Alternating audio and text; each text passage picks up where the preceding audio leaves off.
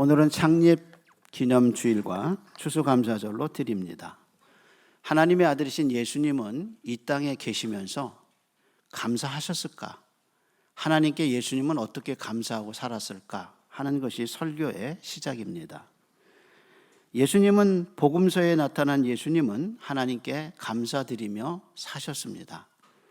그것을 알 수 있는 한 가지 예가 요한복음 11장에 예수님이 나사로의 무덤에 가셔서 하신 기도가 나오는데, 예수께서 눈을 들어 우러러 보시면서 이렇게 기도하셨습니다. 아버지여, 시작이 아버지입니다. 아버지여, 내 말 들으신 것을 감사하나이다.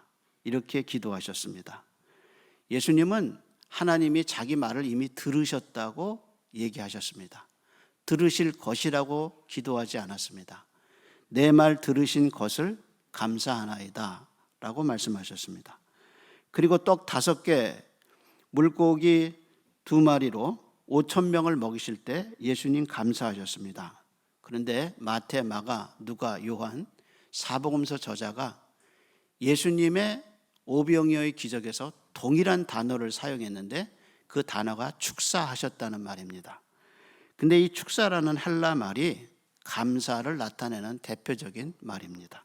그러니까 다른 말로 하면 축사하셨다, 감사하셨다라는 뜻입니다. 그건 예수님이 이 기적을 일어날 줄을 믿고 기도하셨습니다. 그러니까 예수님의 감사는 기적이 일어나기 전에 예수님이 하신 겁니다. 그건 예수님이 이 기적이 일어날 걸 이미 아셨고 예수님은 항상 익혀주셨음을 감사합니다 라고 얘기했습니다. 이건 마치 사도 바울이 빌립보서 4장 5절 6절에 아무것도 염려하지 말고 오직 모든 일에 기도와 간구로서 너희 구할 것을 감사함으로 하나님께 아뢰라. 그리하면 모든 지각에 뛰어나신 하나님의 평강이 그리스도 예수 안에서 너희 마음과 생각을 지키시리라고 약속하셨는데, 그렇게 기도하신 유일한 모델이 누구냐? 바로 예수님이라는 거예요.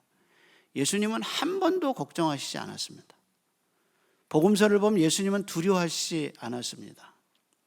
그런데 예수님이 겟세마네 동산에서 십자가를 지시기 전에 인류의 죄를 다 지시고 하나님과 예수님 사이의 분리, 죄 때문에 하나님이 돌아서게 되는 그 하나님과의 분리 때문에 예수님이 겟세마네 동산에서 아버지, 하실 수 있거든 이 잔을 내게서 멀리해 주옵소서, 그러나 아버지의 원대로 하옵소서라고 기도하신 단 한 가지 사건을 빼고는 예수님이 두려워하거나 예수님이 걱정하신 일이 없어요.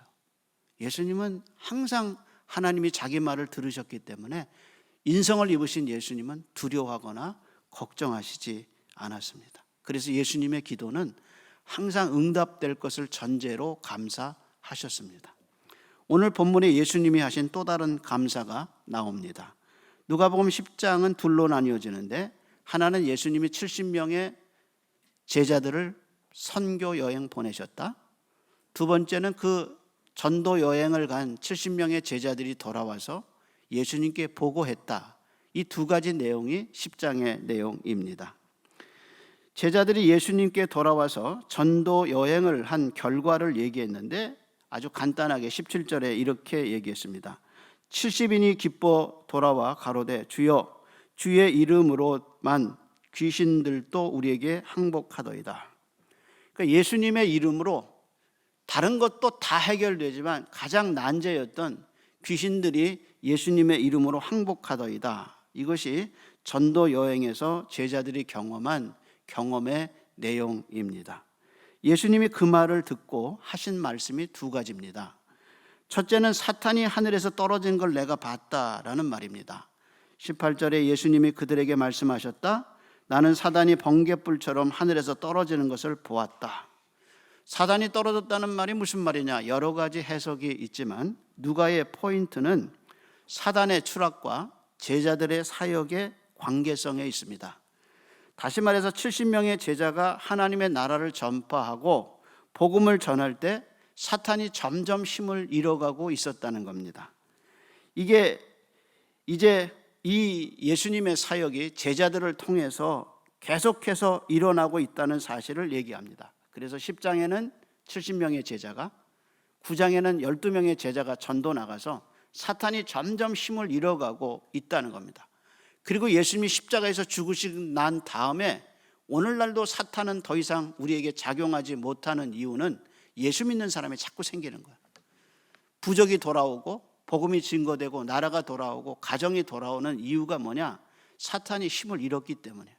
사탄의 나라 속에 그 억압 속에 있던 사람들이 복음을 듣고 자꾸 돌아오는, 예수님께 돌아오는 이유가 뭐냐? 그것은 사탄이 번개에서 떨어지듯 힘을 잃었기 때문이라.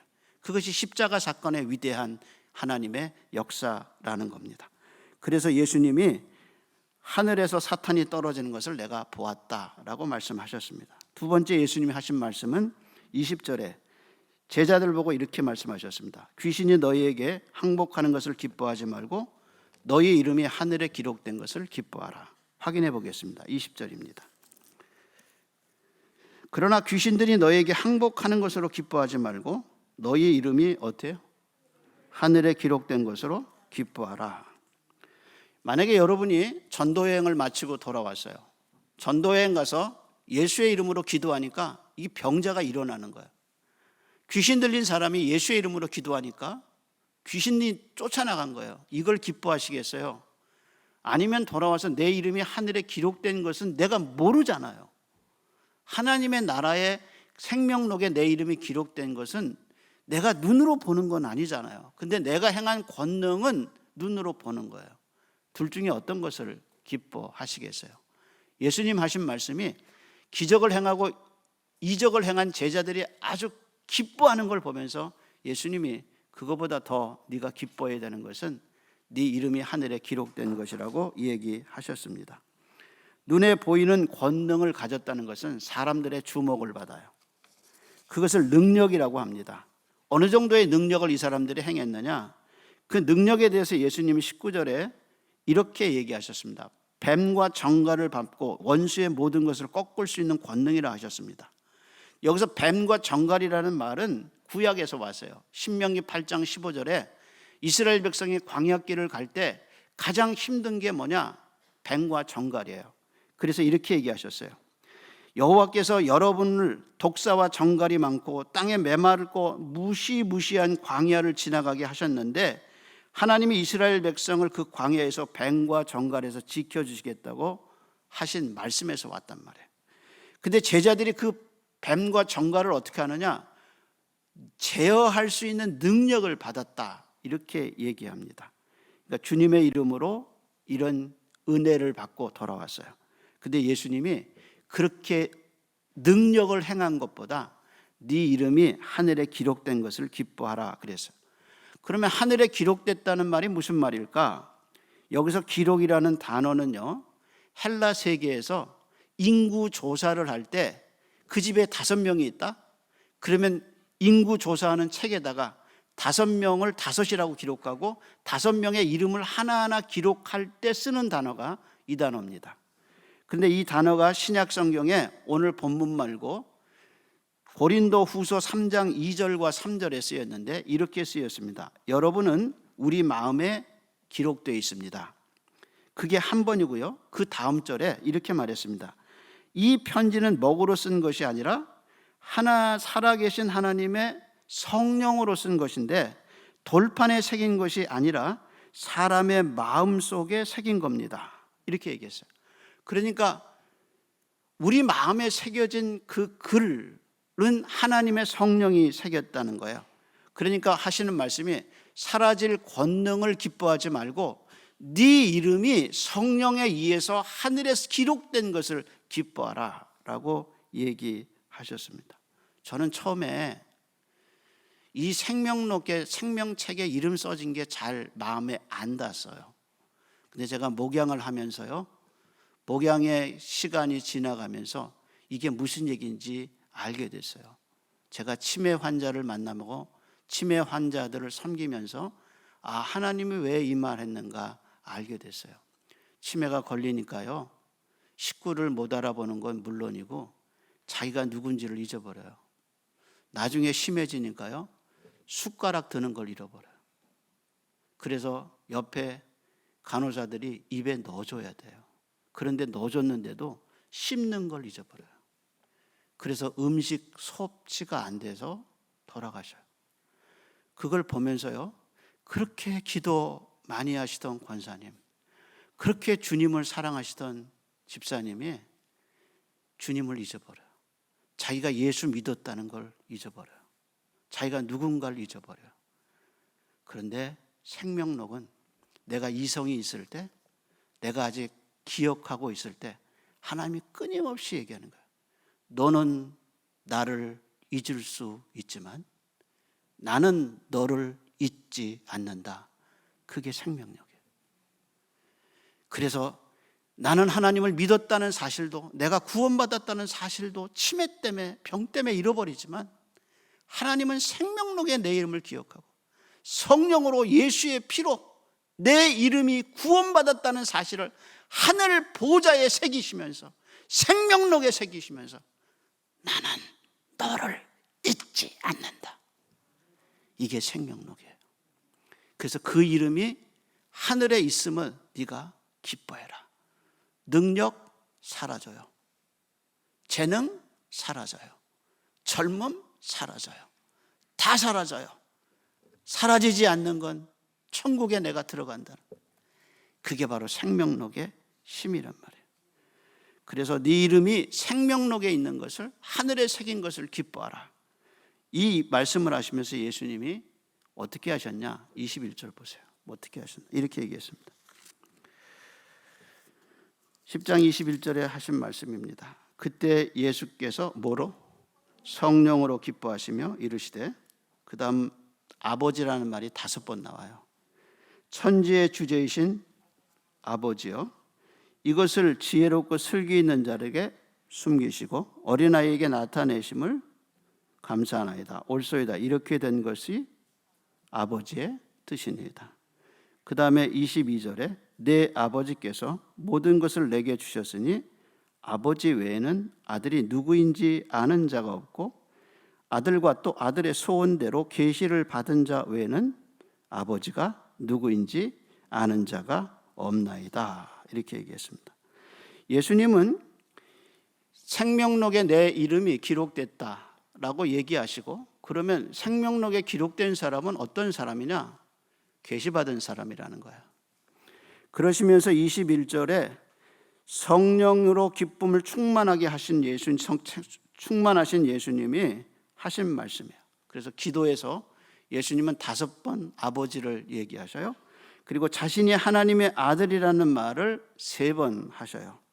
그래서 아버지와 아들 사이에 맺어진 화평의 언약, 아버지가 아들을 보내셔서 십자가에 죽으시고 부활하셔서 내 죄를 씻으신 아버지와 아들 사이에만 있는 그 은밀한 화평의 언약을 어떻게 우리가 알 수 있느냐? 그것은 아버지의 계시로 알 수 있다. 그래서 이 계시를 받은 사람은 하나님이 누군지를 아는데 그 아들을 통해서만 알 수 있어요. 그래서 아버지가 없는 아들이 존재하지 아니하며 아버지가 없는 아들이 존재하지 않는 것처럼 아버지가 없는 아들처럼, 그리고 아버지와 아들과의 그 관계성을 모르는 사람이 없이 아들을 통해서 아버지를 알 수 있는 하나님의 언약을 얘기하셨다는 거예요. 다시 말해서 우리 인간이 아버지를 알 수 있는 비밀은 아들에 있어요. 그래서 아들의 소원대로 계시받은 자 외에는 아버지를 알 수가 없어요. 이것이 바로 아버지가 아들에게 모든 것을 주셨다는 뜻이에요. 따라서 천지를 지신 창조주 아버지를 알려면 아들의 계시가 있어야 돼요. 근데 이 아들의 계시는 아들의 말씀 없이는 알 수가 없어요. 그래서 예수님이 말씀이 되셨어요. 말씀이 되신 예수님이 오셔서 우리에게 말씀을 던져주셔서 그 말씀이 내 속에 들어와서 말씀을 통해서, 말씀이신 예수 그리스도를 통해서 아버지와 아들에게 맺어진 그 화평의 언약을 알게 됐어요. 아버지가 아들을 죽이심으로 그 피의 언약으로 내가 구원받게 되고 그 아들의 피로 아버지의 생명책에 기록된 그 놀라운 비밀을 아들 예수를 통해서 우리가 알게 됐어요. 그것이 아버지와 아들의 계시의 비밀입니다. 그래서 예수님이 이 제자들이 그 사실을 깨닫게 되고 그 비밀을 알게 된 예수님이 하나님께 감사하는 거예요. 아버지, 이것을 지혜롭고 슬기산 있는 사람에게 알리지 아니하시고 왕들에게 알리지 않았다, 이렇게 얘기합니다. 그러면서 예수님이 세 종류의 사람을 비교하셨어요. 21절에 보면 지혜롭고 영리한 사람이 나오고 24절에 보면 왕들과 예언자가 나오는데, 지혜롭고 영리한 사람은 율법을 많이 배운 사람을 의미하고 예언자들은 신실하게 말씀을 전하는 사람인데, 왕들은 지휘를 통해서 많은 것들을 듣습니다. 정보를 얻지만 그런 정보를 통해서 구원을 받는 게 아니라 계시를 통해서 구원을 받는다는 거예요. 다시 말해서 아들의 소원대로 계시 받는 자가 아니면 아버지를 알 수가 없다는 거죠. 목회자의 자녀라고요, 자동적으로 예수 믿어지는 게 아니었습니다. 그래서 저에게도 아이들에 대한 기도의 제목이 있었습니다. 그 제목은 아이들의 구원 문제였습니다. 아이들이 구원받게 해주세요. 아버지와 아들의 이 비밀의 계시를 알고 예수님이 누군지를 알게 해주세요. 저희 아이들이 워싱턴에서 열린 학생들 수련회에 갔을 때 제가 아이들을 픽업하러 워싱턴에 갔습니다. 2박 3일의 집회를 마치고 아이들이 오후에 차를 탔습니다. 근데 차를 타고 가면서 이렇게 얘기했습니다. 아빠, 하나님이 저를 위해서 창조하신 세상이 너무 아름다워요. 예수님이 저를 위해서 행하신 은혜가 너무 커요. 그날 오후에 워싱턴에서 내려오는 제 차 안에는 천국이 이루어졌습니다. 아이들이 예수 그리스도를 통해서 하나님을 만난 겁니다. 예수님이 기뻐하신 건 이겁니다. 제자들이 아버지와 아들의 계시를 통해서 이들이 이름이 생명록에 기록된 것이 예수님의 감사 기도 제목이었습니다. 여러분의 자녀가 성공하는 것보다, 여러분이 집안에 능력이 있는 것보다, 여러분 집안이 잘 나가는 것보다 하나님이 원하시는 것은 부인이 남편의 기도로 구원받고 부모의 기도로 자녀들이 돌아오고 그 이름이 다 생명록에 기록되는 것. 능력도 사라지고 젊음도 사라지고 다 사라지지만 유일하게 영원한 것은 우리의 구원입니다. 그래서 이 구원을 보고 예수님이 기뻐하시고 성령으로 기뻐하셨습니다. 그러면서 예수님이 이 계시를 받은 자의 행복에 대해서 24절에 말하기를, 너희가 보는 것을 보는 사람은 정말 행복하다. 내가 너희에게 말하지만 많은 예언자와 왕들이 너희가 보고 싶어하는 것을 보고 싶었으나 보지 못했고, 너희가 지금 내게서 듣는 것을 듣고 싶어 했으나 듣지 못했다. 계시를 받고 구원을 받고 은혜를 받고 나니까 예수님의 말씀이 무엇인지 알게 되고 인생이 무엇인지 알게 되고 어떻게 살아야 되는가를 알게 되고 내가 누군가를 알게 되는 이 신비하고 놀라운 역사가 예수님의 말씀 속에 있다는 걸 알게 됩니다. 그래서 구원받고 나면 성경이 하나님의 말씀이라는 게 믿어지는 거예요. 그래서 이것을 읽는 자와 듣는 자와 그 가운데 행하는 자가 복이 있다는 말이 무엇인지 알고 하나님의 계시의 위대함을 알게 됩니다. 우리는 아버지와 아들의 계시를 아는 사람이고 믿는 사람입니다. 아버지가 아들을 보내 그 위대한 성육신의 사건이 믿어지고 십자가의 고난으로 시작해서 부활과 승천, 재림으로 이어지는 그 아들 예수 그리스도를 기다리는 사람이 됐습니다. 이게 계시받은 자고 이 사람이 하늘에 자신의 이름이 있다는 것을 믿는 사람이 된 겁니다. 이보다 더 행복한 게 뭐가 있겠습니까? 이보다 더 위대한 진리가 어디 있겠습니까? 우리는 하나님의 은혜를 입은 자입니다. 기도하겠습니다. 하나님, 오늘 감사절 충성스럽게 봉사하던 세 분의 권사님 은퇴하는 예식과 온 성도들이 하나님께 찬양하는 귀한 순서를 갖게 하셔서 감사합니다. 이 교회가 구원의 방주가 되게 해 주시어서 권사님들의 기도가 가정의 어머니 기도처럼 하나님 앞에 흘러서 구원받는 사람이 많아지게 해 주시옵시고 방주의 사명을 감당하게 해 주시옵소서. 그래서 한 사람 한 사람 사단의 권세에서 하나님의 빛의 나라로 구원의 역사가 이루어지게 하소서. 오늘 중고등부, 청년부, 저 젊은이들의 심령 속에 예수의 복음이 들어가게 하셔서 하나님의 영광을 보게 해 주시옵시고 아버지와 아들의 하나님의 비밀을 깨닫는 하나님의 사람들 되게 인도해 주옵시고 부모들의 기도가 가정에 이루어져 주 예수를 믿으라 그리하면 너와 네 집이 구원을 받으리라 그 약속을 믿게 하여 주시고 그 약속대로 이루어지는 놀라운 은혜가 있게 해 주옵시고 우리를 구원해 주신 하나님께 영광을 올려드립니다. 이제는 우리를 위해서 죽으시고 부활하사 우리의 목자가 되어주신 우리 주님 예수 그리스도의 은혜와 그 아들의 피로 우리를 구원하셔서 생명록에 이름을 기록하시며 나는 너를 잊지 않는다고 사랑으로 약속해 주신 아버지 하나님의 크신 사랑하심과 이 모든 진리가 믿어지게 계시의 영으로 우리 속에 들어오신 성령 하나님의 역사가 오늘 예배한 이들의 심령 속에 이제로부터 영원토록 함께 있을지어다. 아멘.